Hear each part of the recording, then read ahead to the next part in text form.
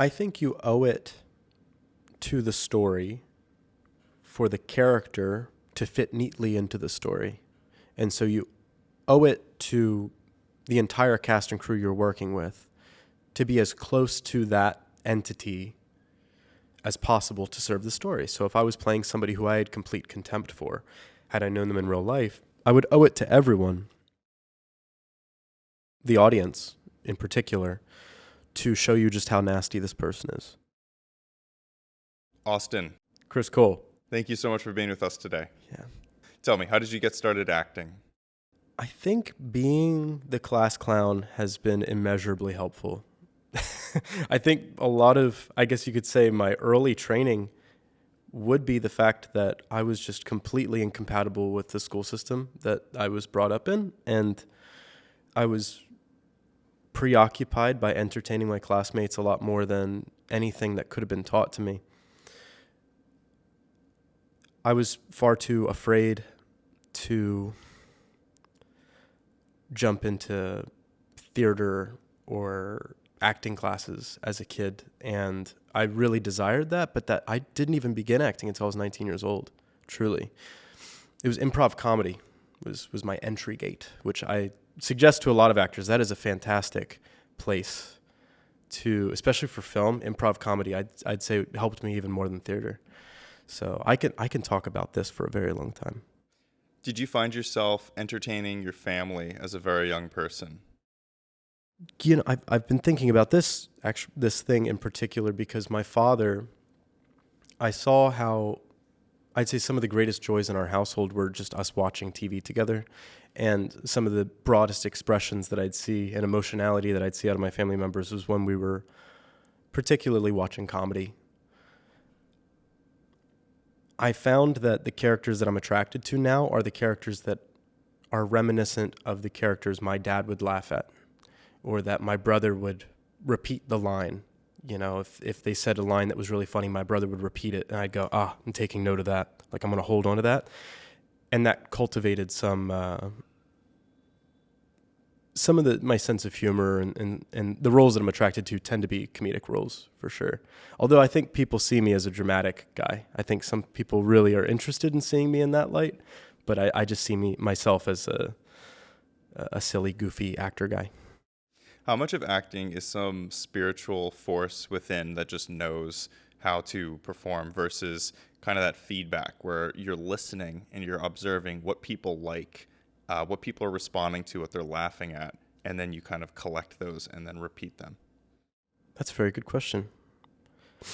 I think all art forms, and I've heard great artists say this, whether it was like Michael Jackson or other performance artists, it's like, it's not their ideas. It's almost like the ideas are all up in the air and we're all grabbing them. We're like fishing for them. But any idea that I have, I don't believe it's coming from me. It's almost like it's coming from the zeitgeist itself. And every once in a while you're blessed to have one fall into your lap, and that gets to be yours now. You get to kind of at least temporarily own it. So I guess from the spirit of performance is that some ideas come to you. I don't think about them and manifest them. They come to me, and then I go, I better hold on to that while I have it. So I think a lot of that is developed through your identity too. You know, now I feel like I've cultivated a bit of an identity as I am he who does these things. I am he who performs with my band. I am he who acts on camera. And so now I don't have to think about these things consciously, and I'm more tapped into the spiritual nature of performance, I think. Whereas before, I guess in the origin of developing my interest and cultivating,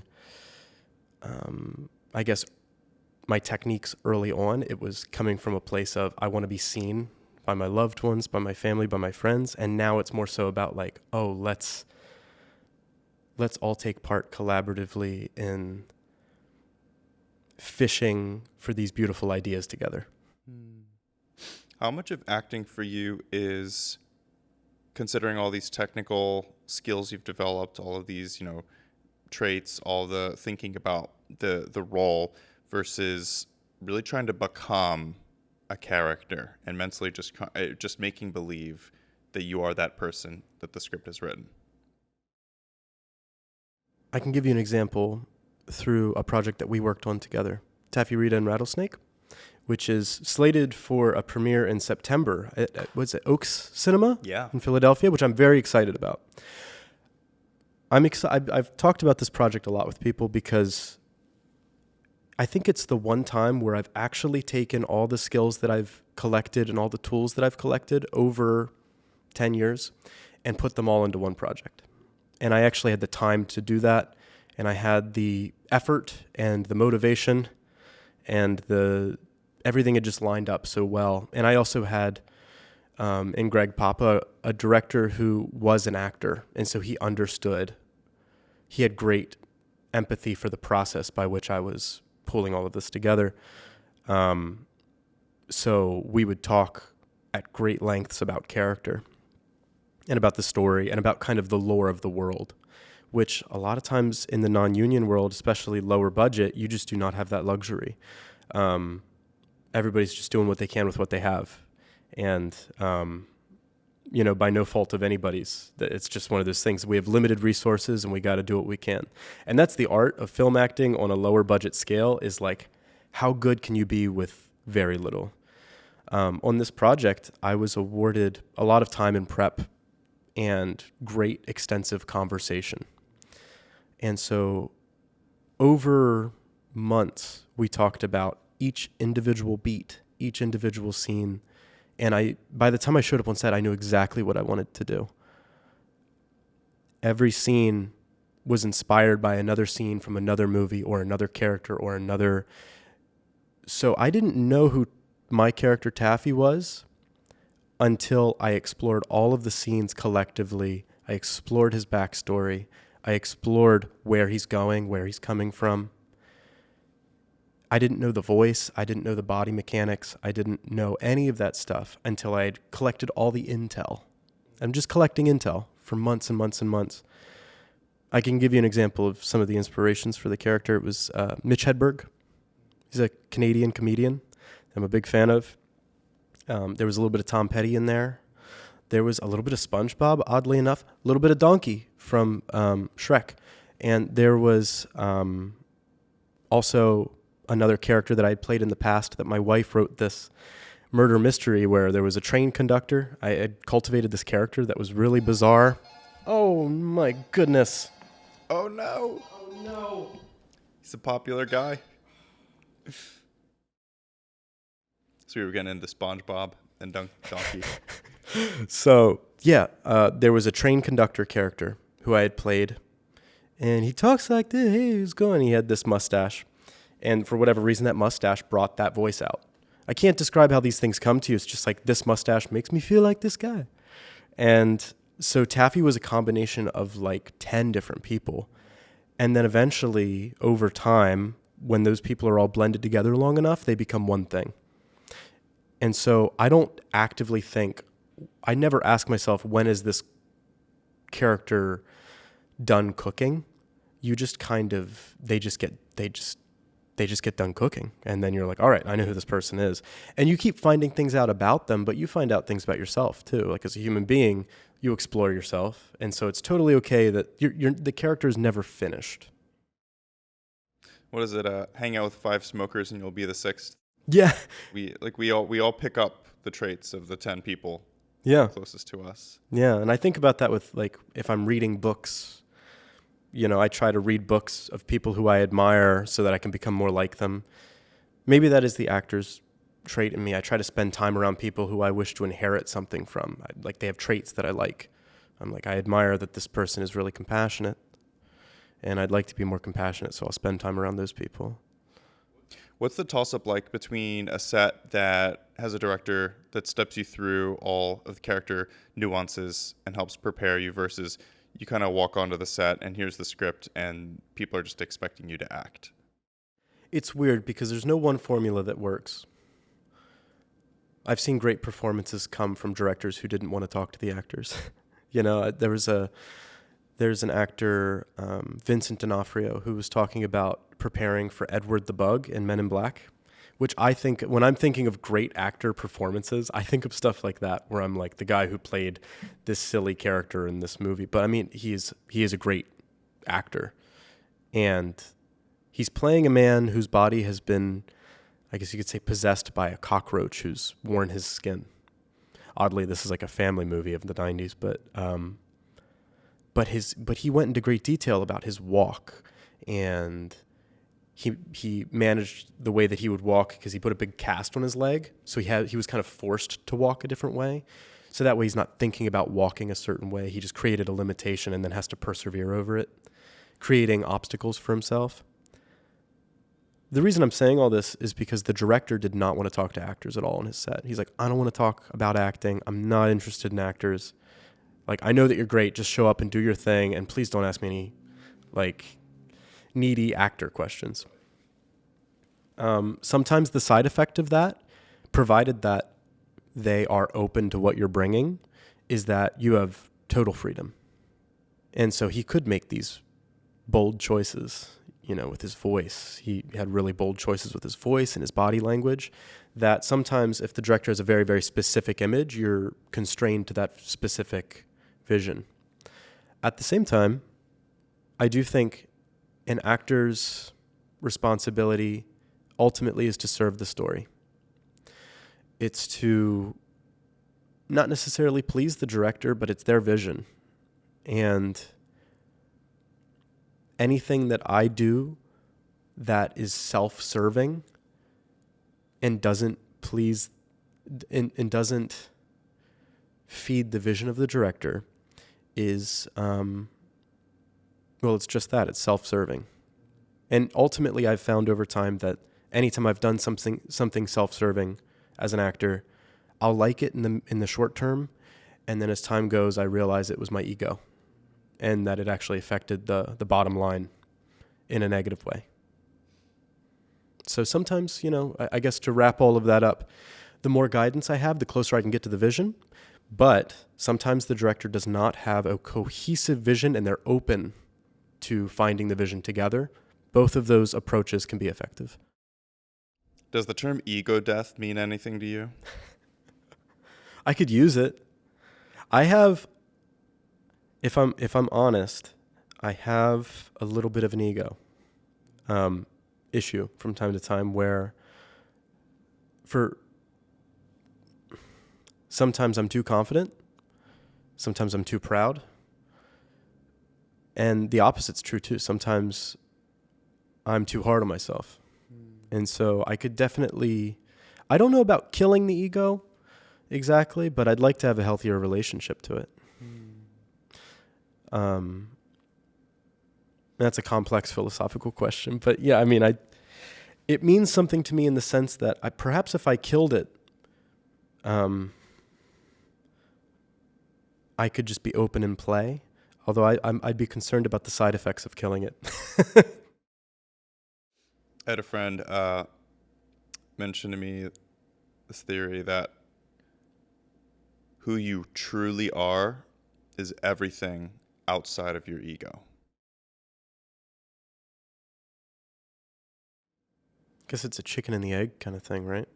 I don't know how much, so much of who I am created this ego, but then you do have to question how much society played a part in my ego being cultivated.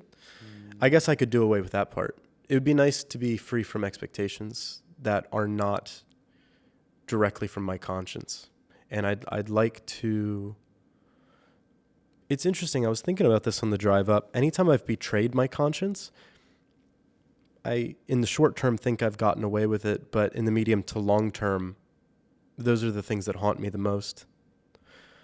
And there's people that I've been hurtful towards, particularly when I was a kid. So it's like, how hurtful? It's like, well, it's not like I did anything criminal, but when I was intentionally insensitive because I was trying to get back at somebody in some sort of way, I will think about some mean thing I said in 4th grade. And it's interesting. I think every time that you betray your conscience, I think those things, it's almost like there's a tally. And I think some of those tallies can be forgiven, but it's better if you don't accumulate them. So as a father now, I'm very much into preventative care. How can I protect my soul? So I just try to protect my soul from the influence of the outside world or my internal world. And I guess anytime I do something that I know is wrong, I just have this fundamental belief that it affects everybody. Like, it doesn't just affect me, it affects everybody in my circle, my family, my children, in a negative way. And that does play into the choices that I make as an actor and the choices that I make as a father, as a husband, and all of that. I don't think you can be a good actor if you're not a healthy person in some way. You know what, though? I take that back. A lot of actors die from, like, drugs and all sorts of things. So, well, I guess there's some nuance there. But it helps to be healthy. I think it would make, if you're a great actor while you're unhealthy, I think you could be even greater just by getting yourself healthy. Wow, so much there to unpack. Yeah, not only is there a lot of physical work that goes into acting, but I mean, long days, it requires a lot of mental sharpness, which, that comes from exercise and, a healthy lifestyle. But I love what you say about kind of that almost a gray rock response to the expectations the world puts on you and isolating everything that is not your own conscience. That's super interesting. I do see sometimes people will, and you'll see this, I think particularly with actors who haven't been on too many sets, but they just, they're so influenced by anything the director tells them, they will just simply do without questioning. And I think sometimes the struggle between a director and an actor is the fact that the actor actually has to have their own mind and their own conscience. And so if something that the director is suggesting I do conflicts with my character's conscience, then we're going to have to talk about why my character would do that. Now, that doesn't mean I'm going to say my character would never do that. I think that's like cliche to be like, oh, my character would never do this. 𝐏𝐤𝐭e Phoenix once said, he's like, I do all sorts of things that are out of character. And so I'm not a believer that I don't believe any character wouldn't do anything, but you'd better justify it to me. So, because I have to justify it to myself if I'm going to do it with any sort of authenticity. And if I can't justify it to myself, I can do the monkey can dance for you, but it's just a monkey. It's not actually the person. So I guess that plays in more to what you were saying about a director who's very involved and has a very distinct vision versus a director who's sort of like, just show up and act. It's like, okay, I can act for you. Is it going to be as authentic as it could be? No, but I can find authenticity in it, provided you allow me to, provided you don't get in the way. Sometimes you will have people that won't want to give you specific vision, but they're also disagreeing with all of your ideas. And it's like, well, I think then you have to know more about what you actually want. Because if you're going to conflict with my ideas, then maybe you should have a really good coherent vision. We can work on that together. And, I think that comes from experience. It's not like a moral or personal failing, but just maybe they just hadn't worked on enough projects with talent. You ask very good questions, by the way. Thanks, Austin. Yes. You give very good answers. Thank you. I'll talk forever. I'm feeling a connection with you today. I really am. I know the 3-hour drive is a lot too. Coming right off of that is like to jump right into the seat. Yeah. But I was excited. I was excited to be here. So, do you get any sense of power when you're acting? Depends on the character. There are times where I'm acting, and I heard Tom Hardy in an interview reflect something similar. He's like, I could be acting and I could be also thinking about lunch. And when you see it on camera, you're not seeing me think about lunch, and that's fine. And there doesn't always have to be this constant internal dialogue, and I don't have to constantly be this character in his mind at all times. Like, I think that's exhausting. But there's times where you play a character who does feel very powerful, and I think it's incumbent upon you to figure out how you can manifest that power. And then there's characters that I don't enjoy playing, but I think I can do it authentically. There's times where you play a character who does not feel good, and sometimes that requires you to get into the mindset of not feeling good. And I think sometimes people conflate that with the modern conception of what method acting is. I think there's toxic ways to do that, and I think there's healthy ways to do what might be referred to as emotional recall. I have to get into a vibe when I play a character, and that doesn't mean that if I'm playing Abraham Lincoln, I'm going to order coffee at the store as Abraham Lincoln. But I was filming 2 days ago, and I played, let's just say, a violent offender. And there's a certain vibe that I have to access when I'm doing that. And I have to figure out what me and a violent offender have in common, and that's an uncomfortable thing. But if I don't do that, I'm not going to be authentic in any way. I'd just be playing a caricature.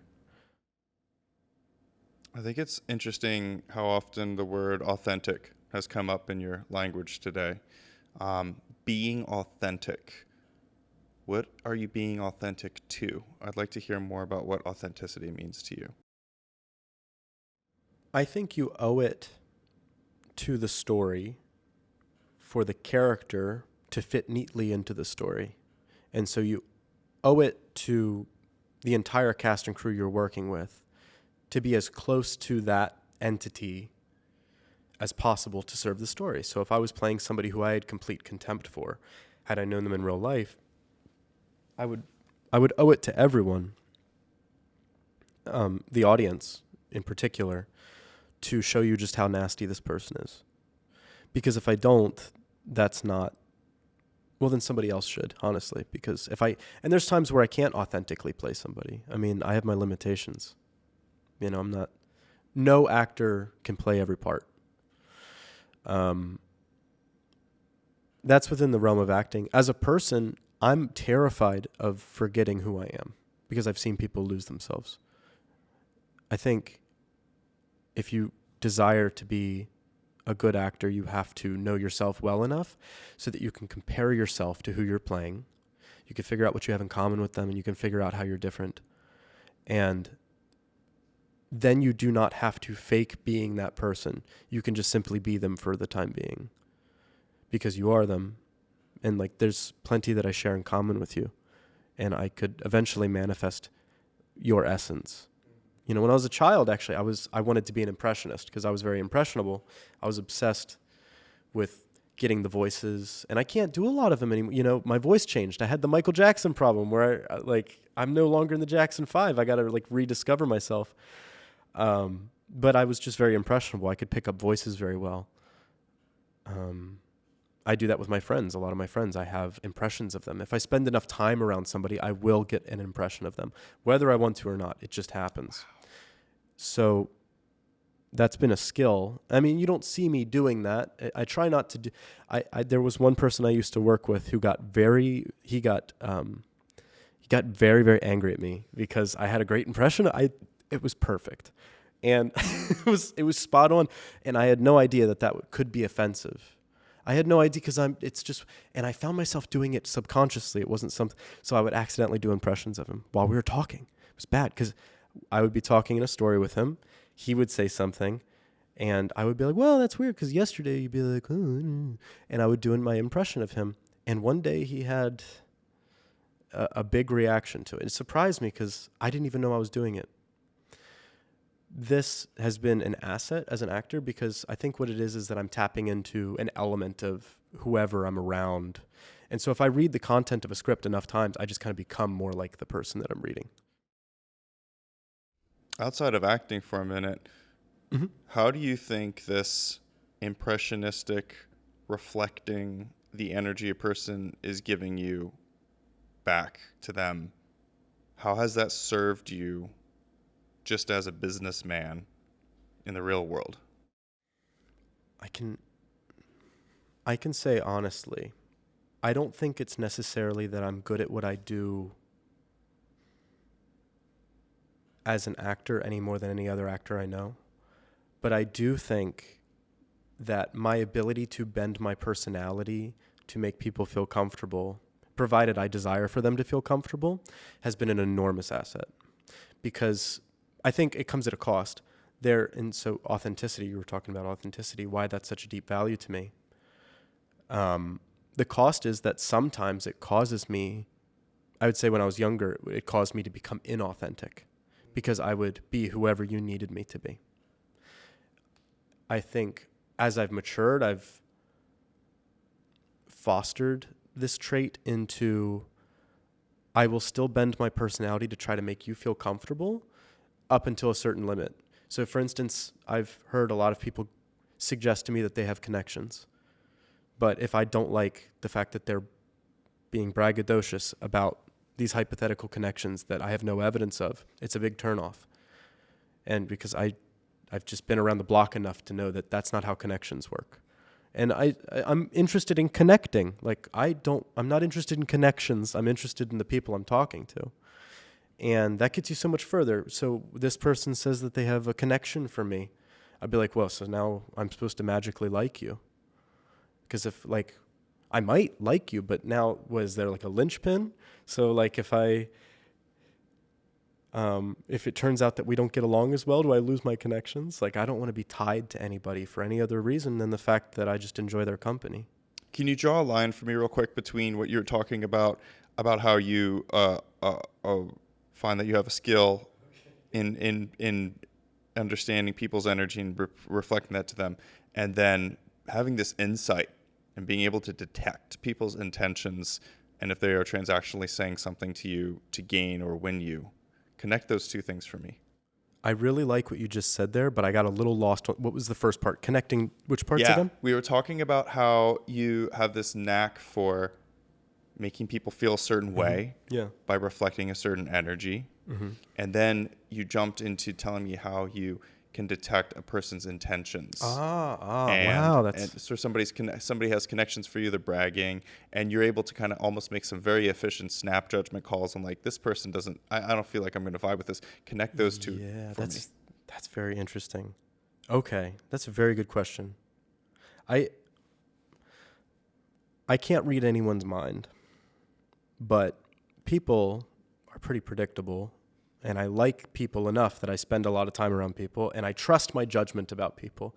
And I've been wrong about people, but I've been right a bunch of times too. And so if I see certain patterns, I just throw the red flag up, and I'm willing to take the chance. Because I think I'm impressionable, I will look at the actions of the individual I'm speaking to, and I will infer based on those actions what type of person I would have to become in order to make those actions manifest within myself. And so even if somebody's intentions aren't matching their actions, then that still to me triggers like, well, then there's a crisis of conscience within this person, or there's an identity issue that they need to work through. And I'm not willing to be there for it. Oh my gosh. So wow. I guess all of this to be said, I am careful. I think in this industry, you have to be very careful about who you expose yourself to. And especially as an actor. And to round all of this back to something I was saying earlier, I think inexperienced actors will often do anything a director will say because they feel that power role. And that's something I would say I was more susceptible to when I was younger. Thank God it didn't bite me in any sort of situation. And now I have the wherewithal to put up boundaries if I need to.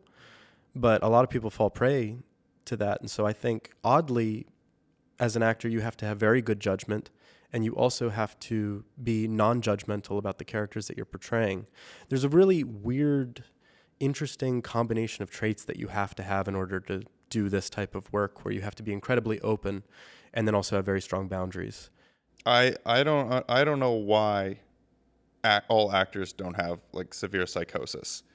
like a severe disconnection to reality. It boggles my mind how you're able to. Does that look like it to you? Does it look like psychosis? No, it's remarkable to me that an actor can professionally step into the role of a violent assault person, and Yeah. then and just like, oh yeah, and now I'm Austin again. It's Yeah. like to jump between those two. It's incredible. I think if we're honest as people, we all have good and bad elements to ourselves that we desire to explore, or else they, this sounds like cheesy, but either you explore them or they explore you. And we do that in our dreams. When you're dreaming, sometimes you're a worse person than you are in real life because you have desires that you can't actually fulfill. Sometimes you're like, I wish I could, you know, I was at a drive-in movie theater the other day, and the guy gave my change back wrong, and he gave me more money. And there's this little evil part of me that's like, take the $4, you know? But then there's the other part of me that's like, I have a conscience. So I go, this guy's just doing his job. I'm going to give him the $4 back. And that doesn't mean that I'm a good guy. It doesn't mean I'm a bad guy because I thought it either. Like, it's just, we all have these, you know, everybody wants to rule the world. That's that song. Yeah. But you've explored all of those feelings, the pulls that draw you to sensation of power, and you have decided intentionally, these are the morals, these are the values I'm going to live by, and I'm going to give the $4 back. yeah. And what a blessing as an actor that I can, there's certain characters that I've turned down because I don't want to explore that. There was a character that was a school shooter when I was younger. I was like, I don't want to go into that mindset. I know that I could, and I don't want to. I just don't want to be there. But I know that I could. But if I did it if I did it with any authenticity, I think that would be damaging to my mental health, and so I'm not willing to go there. But you cast no judgment on an actor who would. No, maybe they're more emotionally resilient than I am. Or maybe it doesn't bother them as intensely as it would me. Or maybe it's not something, I don't think that there's a horrible action in the world that every person, given the exact circumstances, wouldn't be able to fulfill in some small way, even if it was just enabling it, you know? And I think we have this perception that we're good people, and all of that is really healthy to maintain that perception of yourself, you know? And I think the fact that we make good choices is indicative that we're good enough or that we're decent. But I'm just, this makes me sound evil, but I guess I'm very aware of the darker elements of myself, and I can tap into them. And I think the fact that I tap into them for play and for story is a very healthy manifestation of it.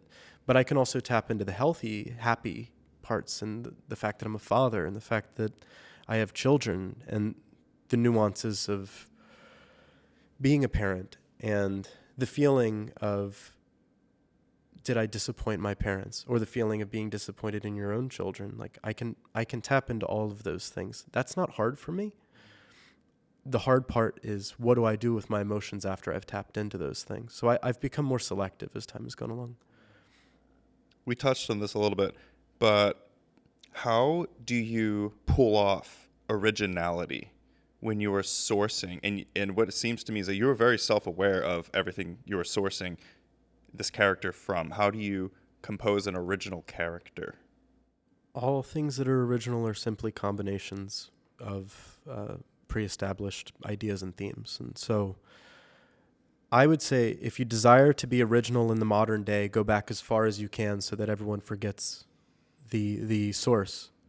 I became obsessed with silent comedy for that reason. And so I think a lot of the things that people see that I bring to a performance now that seems original is derived from Buster Keaton or Chaplin or Harold Lloyd, and then, you know, there's little pieces of Marlon Brando or little pieces of Al Pacino. I was going to say Al Capone, not Al Capone, but I meet original characters everywhere in my life, and so it's odd when I see a movie where the character feels not unoriginal, because if you have a job, you're going to meet all sorts of interesting characters, and people are more interesting than we give them credit for. And if you start digging in anyone, the so-called normal people are usually the strangest if you're willing to dig. And so I mine individuals I know in my life for nuances, and I use them. You do that. You ask provoking questions on set to everyone.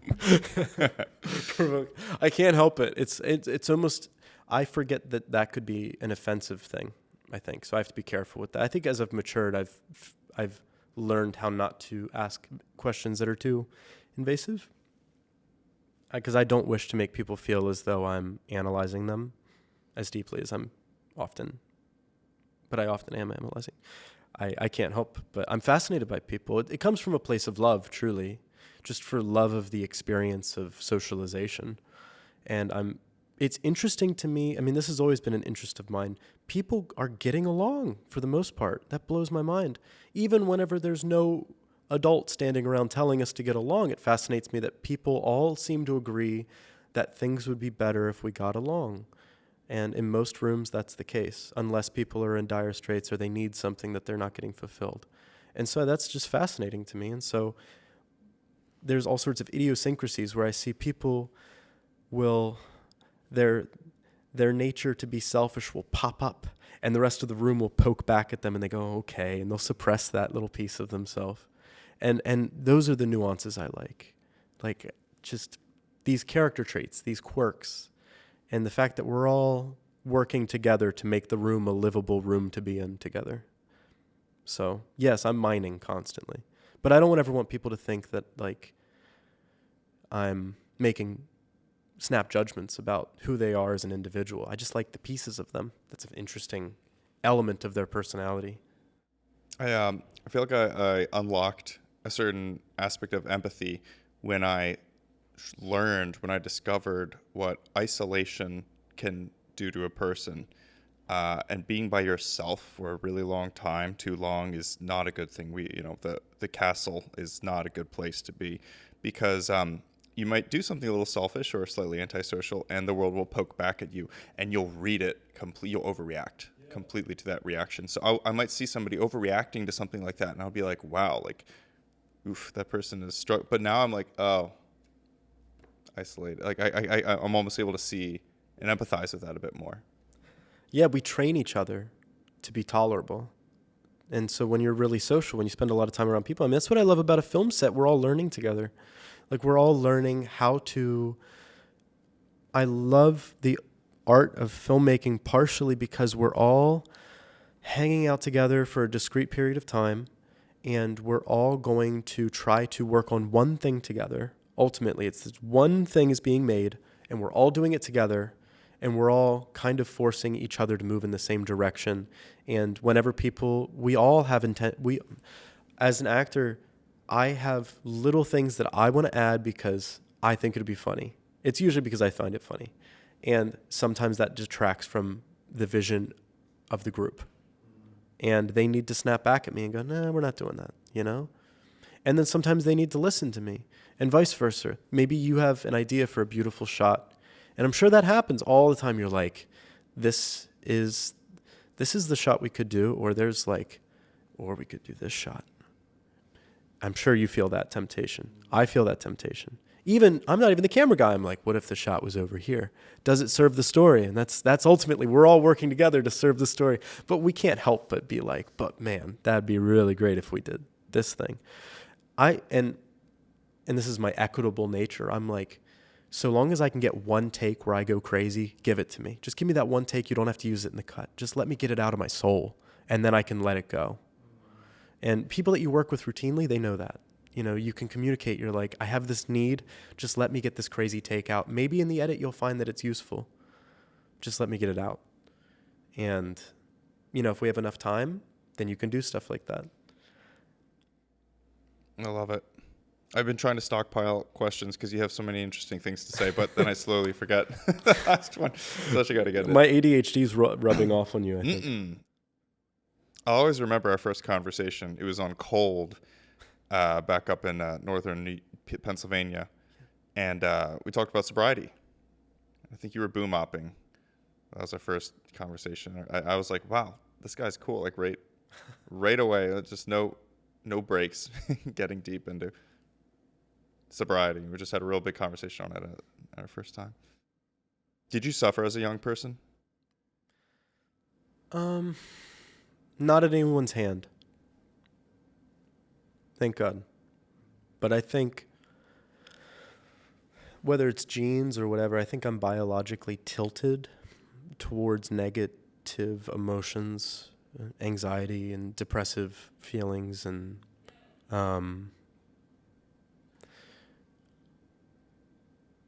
you know, I think that there's a utility to some of those negative feelings. It's not all bad, you know. Sometimes anxiety can save your life, and sometimes depressive feelings can tell you that that you're not in the right place and you have to look elsewhere. But it can also take it if you're not really careful. And I think alcohol and other essences in my life were ways to deal with that biological element of myself. And I think any time that you're trying to suppress your natural self, you just intensify that element of yourself. And I think that every time that I took a break from my anxieties and took a break from my negative emotions in an inorganic way, they just multiplied. I often say to people who really want to take their career to the next level, if they are somebody who has vices, if they were to give up that vice, then a lot of the issues that are standing between them and success in whatever their given field is, whatever the vice is, would be the replacement. And Give that to me again. So I'll give you an example. Would you prefer that I repeat it or give you an example? I just wanted the last sentence. Are you saying that the vice replaces the give me the last two sentences. I was doing it in such a stream of consciousness way. I'm not sure I'd be able to rekindle my words back together, but you have a ambitious career goal and you have a certain vice that you're aware of, and you're asking the question, if you took that vice out, then what? A lot of the obstacles that you've been questioning or that you're not aware that are there would suddenly disappear. Maybe that's a good way to put it. Most of the obstacles between me and the betterment of myself personally and also within my career were completely invisible to me, all of these obstacles. And then when I stopped drinking, suddenly these obstacles disappeared and I didn't realize they were connected to it.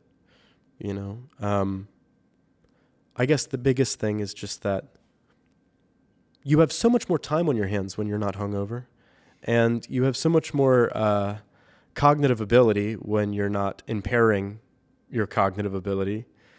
And it was really a handicap for me, and I didn't realize it at the time. I thought, oh, this is me just relaxing and taking a break from these negative emotions. I didn't think of it like that in real time, but that's what was going on. But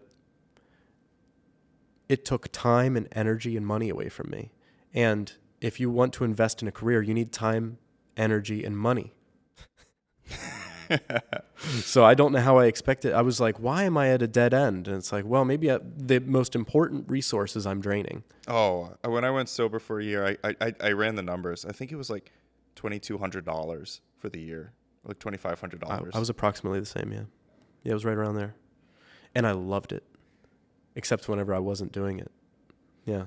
Yeah, and then, well, it's also, there's a diminishing return that the degree at which I enjoyed it was diminished so deeply that I didn't enjoy drinking. It was just something I kind of had to do to go to sleep. And that's when I knew I was like, oh, this is a kind of a problem. So I remember I was 26. I was working with M. Night. Yeah. And I was like, what? Like, the coolest guy in Philly to do movies with, like The Sixth Sense. And I remember on that set for a month and a half, 2 months, every day at 4 p.m., I got hit with this oppressive, overwhelming anxiety. And I was like, oh my gosh, I'm not cut out for this. Like, I can't be on the big movie sets. Like, I'm not gonna like. I just all the worst thoughts were just running through my mind. Like, I had no idea. And as a routine, as you do, after the long 12-hour day, you go home, and the shower beer. Have you heard the shower beer? Like, Oh, it's great. I had the shower vodka.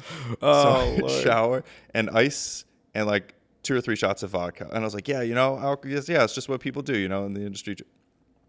I was like, oh, 4 p.m. is like, that's like at the point at which the withdrawal symptom is hitting for the 4 shots of vodka that I'm drinking every night. Yeah. So as soon as I went sober, then I was like, oh, like all of those fears that were tripping me up, a lot of mistakes, like a lot of poor conversations that would happen during that evening and stuff. And it's so true what you're saying is that it trips you up and then so many obstacles.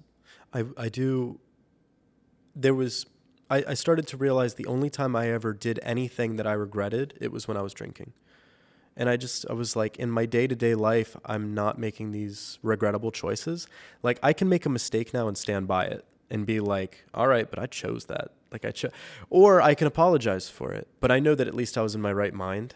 And when I was drinking regularly, I would go places and I would take chances, saying things, just stirring the room intentionally. Or, and I think that is maybe a sinister element to my personality. I say that jokingly, but just that I'm fascinated by how people respond I'm interested to see how individuals respond to stimuli in their environment. And so when I would be drinking, I'd be like, I would say things I wouldn't believe just to see what the room would say. Mm-hmm.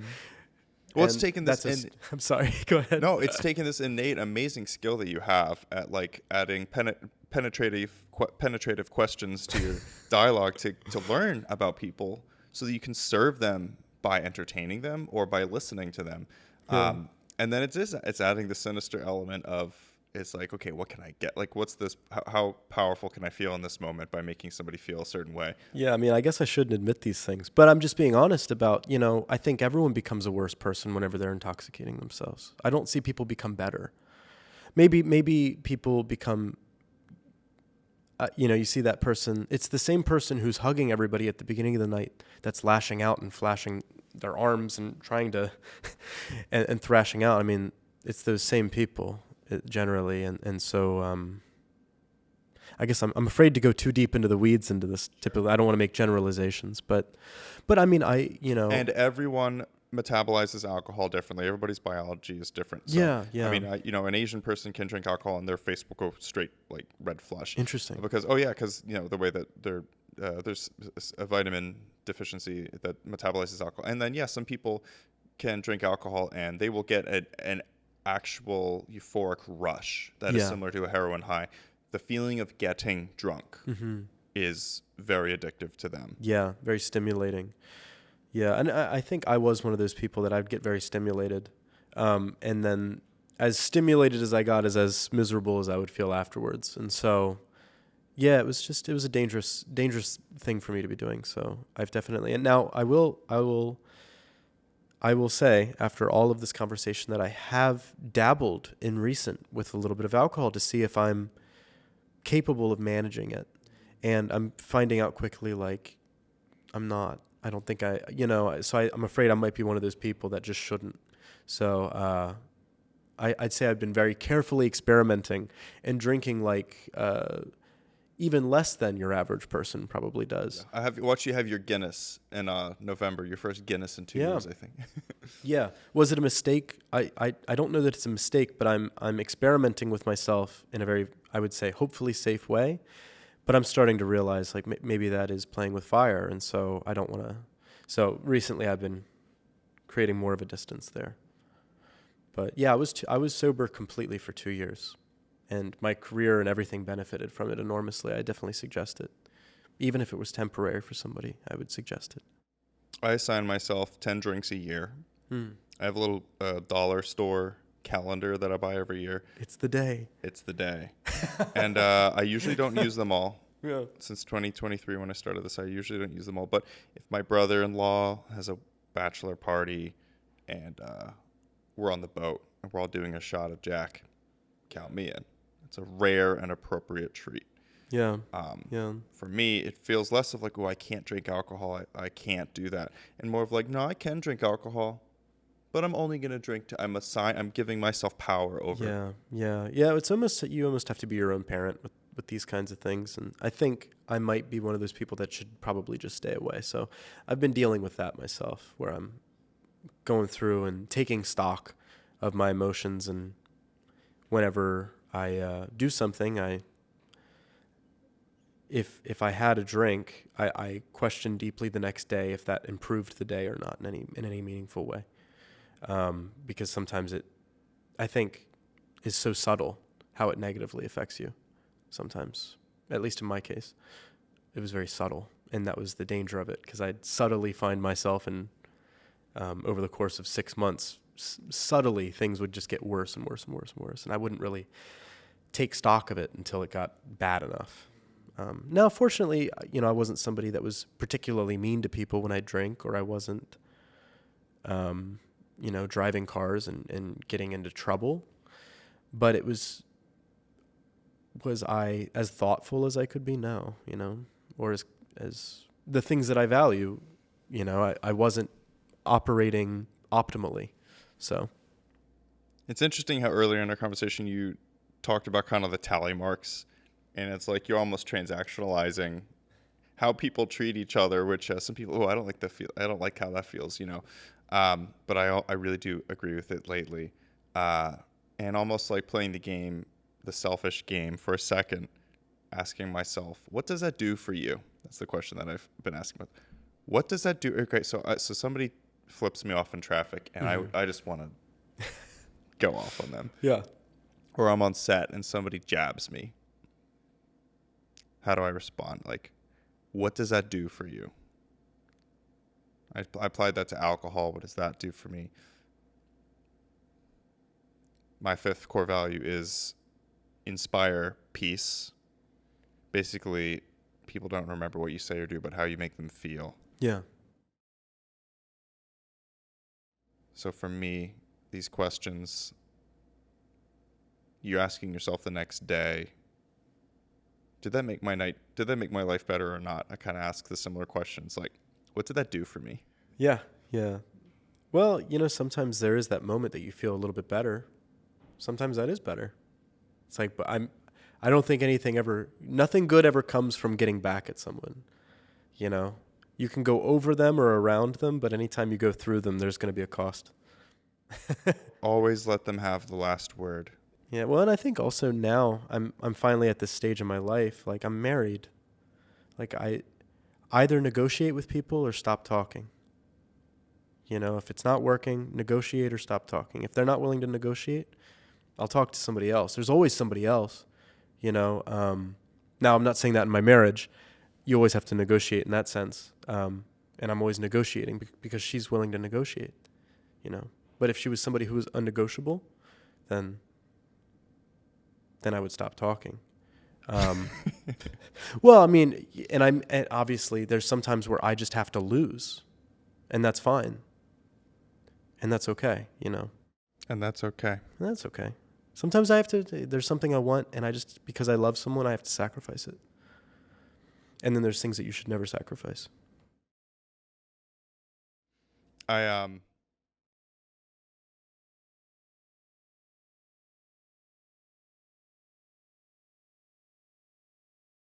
Mm-hmm.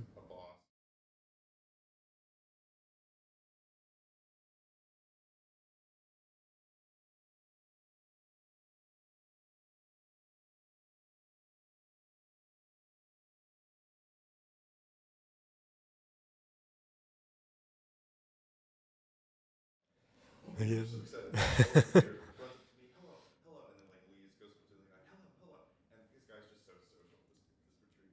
Yeah.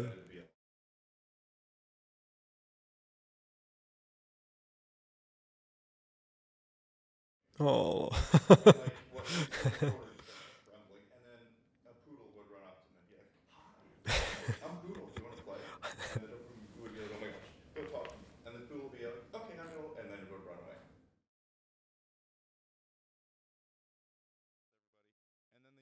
it's time to go. And they'd be like, okay, all right, time to leave. And then they left. And they never saw those other dogs again. Right. But it was such a picture for me. It's like, oh yeah, sometimes people aren't going to negotiate with you. Sometimes you need to stop talking, and those relationships close, and that's okay. It's also like, just because I disagree with somebody doesn't mean they're evil. Maybe we just fundamentally are incompatible. And I think of that in relation to what I was saying earlier. There are people that they come to me and they will promise great things from the first conversation. And I don't think it's not to me, it's not the markings of somebody who is experienced to promise more than they can deliver upon first meeting. I'm approaching 30. I know actors aren't supposed to say their age, but I don't care. I'm approaching 30. And I created a list of 30 things that I learned that are kind of like rules for my life. I made a list of 30. I just thought it'd be fun. And obviously there are rules that I break from time to time, but they're rules that I believe in deeply. And if I were better, I would stick to them 100%. And one of them is that you never accept unearned gifts. I just never accept gifts that I haven't earned. I just, sometimes people will give you small courtesies, or they'll give you, upon first meeting you, they'll be kind to you. And that's, maybe a small, I'm not saying that stuff. But in my experience, if people are trying to, or suggesting that they could offer you great things from the get-go, that they want to exert some sort of control over you and some sort of obligation. Now I'm obligated to you because I owe you. And it's interesting, in the times that I've refused unearned gifts, you can see exactly what their intentions are. And so that validates people will get upset and that's a good sign that you're like, thank God I didn't accept that gift, because I'd be in the mafia, owing the Don, for a favor. Wow. So I think as an actor, that's an important thing to kind of weed out, because there are people that are, that don't always necessarily have the best intentions for you, or they want to get something from you, or they want to hold something over your head, hold a carrot, chase this carrot from me, I know I'm speaking in vague terms, but I think you know what I mean. I do know what you mean. And for me, I have a slightly different struggle where I feel like I do a lot for people. I'm a very giving person. And then I struggle with, hey, like, I gave you all this, like, I'm asking you a really small favor. Yeah. Like, could we echo, but that's not what the deal was. Like, I offered to do something, or they asked and I said yes. Yeah. Like, they don't owe it to me to do that small favor. So that's what I've been learning. So be a little bit more direct and just like. Yeah. Well, I think some people are well-intentioned, and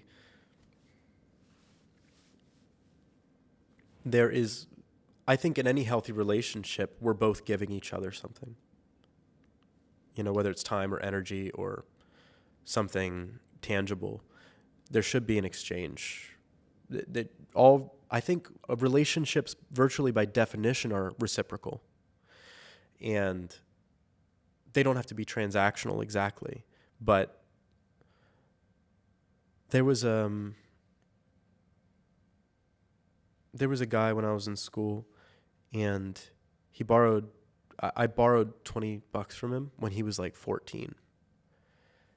And I saw him, I was working at a pizza shop when I was like 18 years old, and he was walking down the road, and I had that $20 on me, and I was like, oh my God, the day has come. And it's like 4 years, especially when you're young, that's a really long time. When you're 18 years old, 4 years. And I went, and I remember the joy of giving that back to him. Like, it was like almost euphoric. Like, this has been tied now. And I remember him being like, I never thought I was going to get this back. It was just $20. Like, it's not that big a deal. But when you're 14, it's a big deal.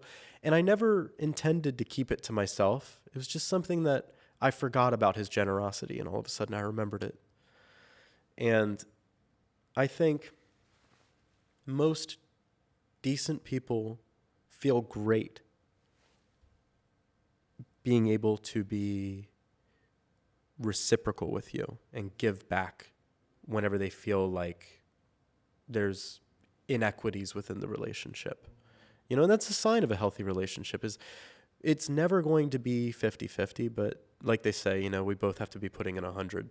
And so there's going to be times with my wife where I have to be like, listen, I'm sorry because things aren't even right now, you know, but one day we'll figure out a way to even this out.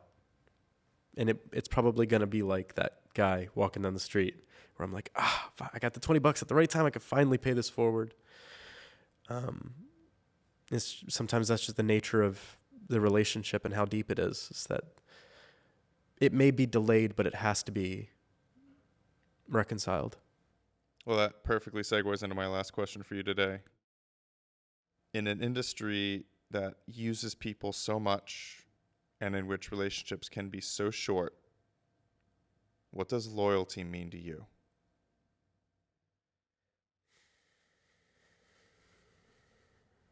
There's the part of me that's unemotional, that is simply logical, that says whenever somebody exhibits a lack of integrity in regards to the people around them, everyone's eyes are on that person, and that's taken stock of, and it's not simply forgotten. And so it's a bad strategic move long-term for your career, because if you are somebody who blows off your responsibilities, you're just not going to get far in this industry. If you're somebody who's showing up late consistently, if you're promising more than you can deliver, you're not being loyal ultimately to the promises that you made to this individual, because if you wrote a script, you dreamt that up with your soul and your heart, and I owe it to you to honor the poetry that you've laid before me. You know what I mean? So there's that. There's the simply logical, just pure, unemotional element to it. But it's also, as a person, when I see that somebody is let down or betrayed by me, I'm very, very sensitive to that. So it's just a personal thing that whenever I see someone that maybe I've promised more than I could deliver to, or I see that they had an understanding of what it was that I had to offer and I can't reconcile that, I'm just very sensitive to that sense of disappointment. Now, earlier we were talking about, kind of off the record, we were talking about loyalty in regards to like cults, because whenever I was watching this documentary on cults, and they were talking about how cult leaders will often target people that really highly value loyalty, because they know that they can really grip them.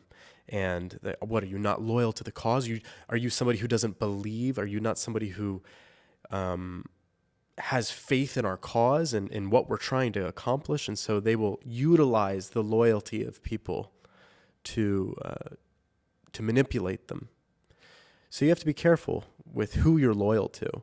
But I think if somebody's loyal to you, that is a courageous act, and you owe it to them to return it to them. Because every time you betray somebody who is loyal to you, you've invalidated why their loyalty was so valuable, and you're going to make it it has a net effect on the community. Like I honestly believe hurt people. And it's almost like you've interfered with the structure of existence to betray somebody who was loyal to you. Now, not that they're a robot and they're just going to simply act out of that place, but maybe they no longer think it's worth it to be loyal to other people. So now you've toxicified the water. They hurt somebody. They hurt more people. So you don't just hurt one person, you always hurt more than one. Yeah. But it only takes one person to show true unconditional love, I believe, to stop that cycle. Yeah. Yeah. What is it about these people that cults will prey upon to gaslight them that you think, is that true loyalty to the cause that those people have, or is it more a searching for a home? It could be so many things. I think the reason I am attracted to those stories is because I think when I was younger, I was perfectly the type of person who could fall right into a cult, you know?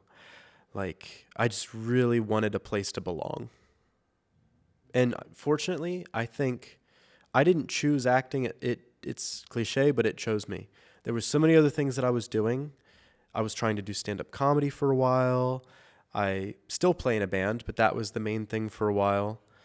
I was very passionate about improv comedy, but it never lined up with my work schedule. And I got a new job, and then it didn't line up with that work schedule. It was always a problem. And I didn't even know that film was my direction until I found myself doing it for a while. And I was like, oh, I guess this is what I do now. And then eventually I found, oh, this is where I like to be.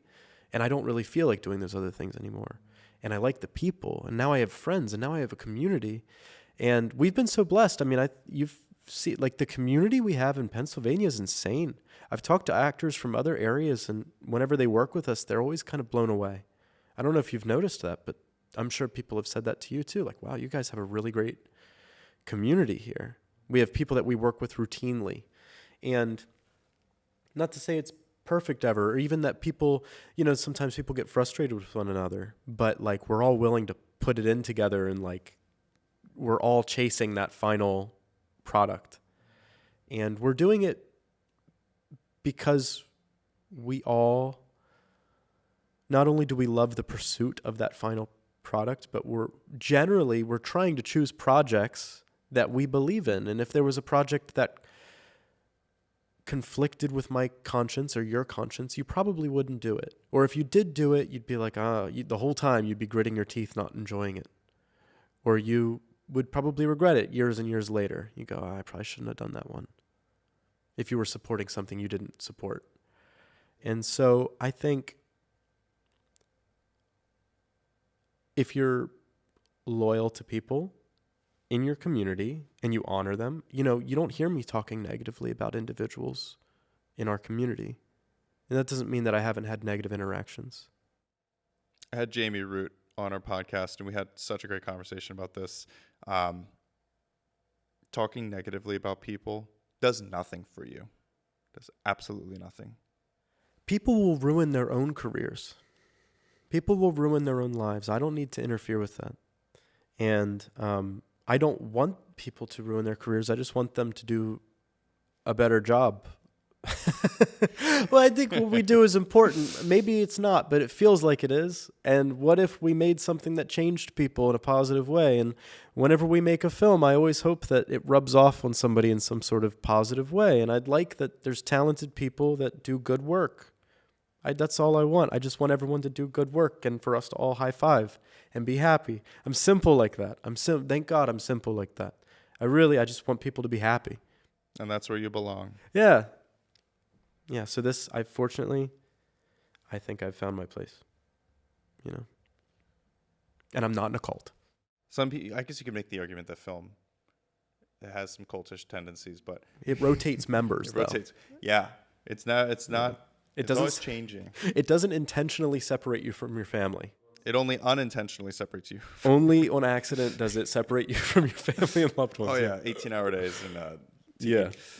What's next for you, Austin? I have a project I'm working on next month called Stories, directed by Brandon Keaton. I won't go into too much detail about that, but he's a strong character. Brandon, I'm saying. I'm not necessarily talking about my character. He's an interesting guy. I'm excited to work with him again. We did a promo for it. It's called Stories. You can find it on my Instagram, which will be linked through the page. And other than that, this has actually been kind of a break for me. I've only worked on like 1 or 2 things a month. I'm just kind of taking it easy. I haven't been auditioning that much. I'm really just trying to focus on my children until August comes and they're all going into pre-K. And then my 7-year-old is going into 2nd grade. My 16-year-old's entering his junior year. So I'm just trying to focus on that until they go off to school, and then I'm going to hit it hard again. So I'm in a downtime right now. I'm just working on a few projects, little things. I just shot a movie like 2 days ago, but it was like a 1-day shoot. So I'm doing simple things, little things. Where can we find you, Austin? You can find me on Facebook, Instagram. I don't tweet. I'm not a tweeter. Although probably I should. One thing that's interesting, we had a commercial called Warp. Episode 3, and it had 2 million views on Twitter. And I was like, I should probably be on Twitter because I can't capitalize on this thing. So maybe I should get on Twitter. Anyways, the official AustinGreene.com, Greene with an E at the end. People always forget the E. And yeah, thanks for having me. Austin, thank you so much for coming. We did it.